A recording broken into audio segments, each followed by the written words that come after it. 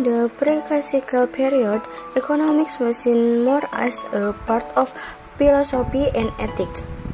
The focus was on fairness, balance, and the role of the economy in achieving a good society.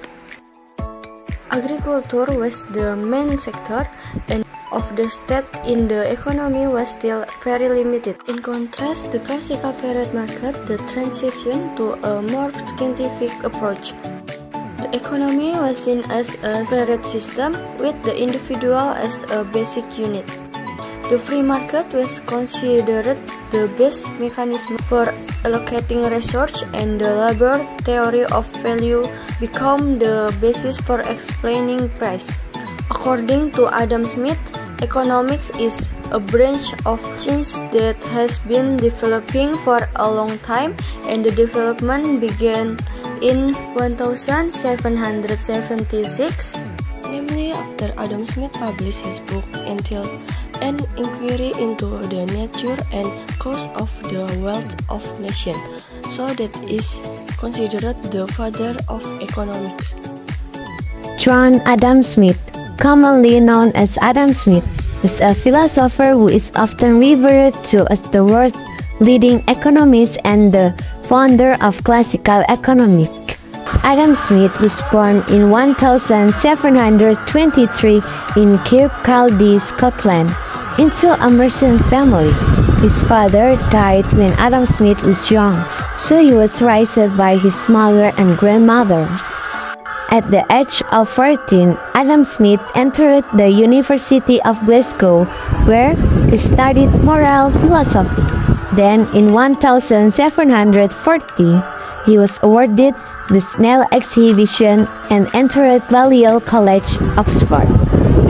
After graduating, he returned to Scotland and taught philosophy at the University of Glasgow. In 1751, Smith became professor of logic at the University of Glasgow, and then became professor of moral philosophy in 1752.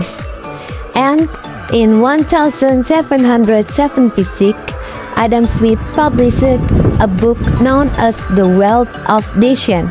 This book is considered an important work in the development of classical economics and became the foundation of modern economic theory.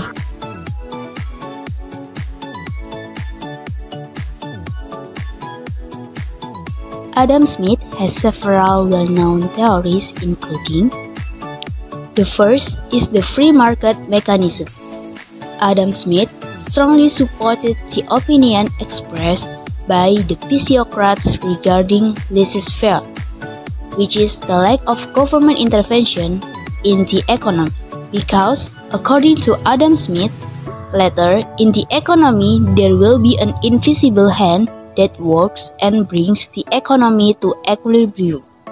If there is a lot of government intervention, the market will experience distortion, causing the economy to experience inefficiency and imbalance. The second is the theory of value.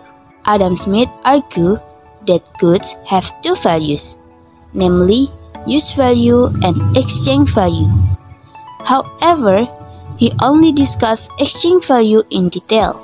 According to Adam Smith, exchange value is determined by the amount of labor required to produce a good. However, in measuring the amount of labor required to produce a good, it is not only measured by hours or days of work, because each person has different skills in working. Thus, it uses price as a measuring tool. For example, water and coal. In Adam Smith's opinion, water is more useful than coal, but in everyday life, water is useless when exchanged for other goods. Meanwhile, coal, which seems useless for life, has an exchange value with a large number of other goods that are much more useful. The third is the division of labor theory. According to Adam Smith, economic development can occur if there is specialization or division of labor, because with the division of labor, labor will choose to do the best work and according to their talents and abilities so as to increase their productivity. For example, the division of labor in making clothes. If everyone does all types of work, such as designing, drawing, cutting fabric, and sewing, the production result will be obtained less. However, if the division of labor is carried out according to the type of work, the production result will be obtained more. And the last is the theory of capital accumulation. Every individual is eager to improve their welfare. This understanding is commonly known as hedonism, which has been developed by ancient Greek philosophers. But in Adam Smith's view, hedonism is welfare aimed at society. According to Adam Smith, the best way to improve the welfare of society is to make investment, such as buying machinery and equipment. With this, labor productivity will increase so that it can increase national output, which indicates an increase in the level of public welfare.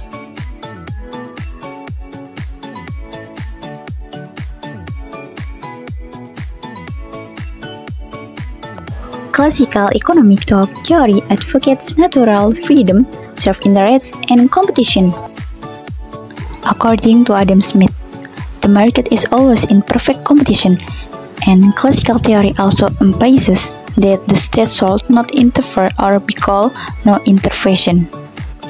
As a proponent of natural freedom, Smith believed in a frugal but strong government. This classical school of thought can be considered the basis for the emergency of capital economy, where government interference is only a small part of the interests of the state or government. Classical economic thought advocates natural freedom or liberalism, self-interest, and competition. Adam Smith said each individual is given the freedom to develop their capital, then prosperity will be realized. Capitalism according to Adam Smith. Adam Smith defined capitalism as an economic system characterized by individual ownership of the means of production, distribution, and utilization for profit under competitive circumstances. According to him, self-interest is the power to control the economy, and all processes that are carried out will lead to the prosperity of the nation, as if individuals are driven by the invisible hand that encourages them to progress. Contemporary challenges related to Adam Smith theory. Number 1. The challenge of the injustice of classical economic thought. Relevant to the present today, global economy requires policies that not only involve economic aspects but are also able to respond to the challenge of poverty. The sustainability of economic consideration requires serious consideration. Number 2. The challenge of regulation and monopoly. Relevant to the present, there is effective enforcement of this law through an understanding of the competition law, and in order to harmonize competition policy with other government policies. Adam Smith's economic theory, developed in the 18th century, has contributed significantly to the development of classical economics. He introduced the free market mechanism, the theory of value, and the theory of division of labor. Adam Smith argued that the free market can reach equilibrium without government intervention, and that exchange rates are determined by the amount of labor required to produce a good. He also advocates natural freedom, self-interest, and competition in the economy.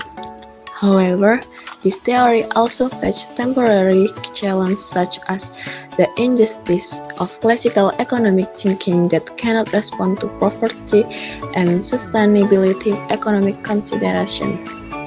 In addition, regulation and monopoly are also challenges that need to be addressed with a deeper understanding of the competition law and harmonization of competition policy with other government policies.